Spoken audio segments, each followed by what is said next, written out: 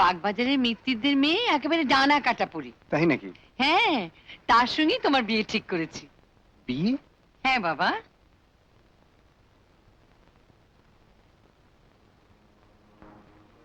কিন্তু মা, তুমি বোধহয় ভুলে গেছো যে আমার স্ত্রী এখনো জীবিত, আর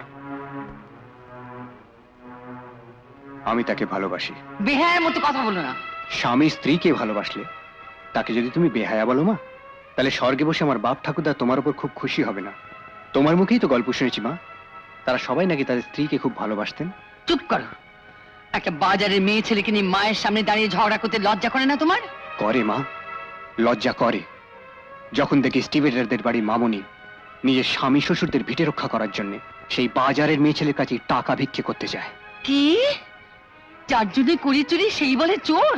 চুরি তুমি আমার জন্য করনি মা, তবে কার জন্য করেছি? তুমি চুরি করেছো তোমার শ্বশুর বাড়ির বংশের মান ইজ্জত বাঁচাতে। এত বড় কথা তুমি আমাকে বলতে পারলে?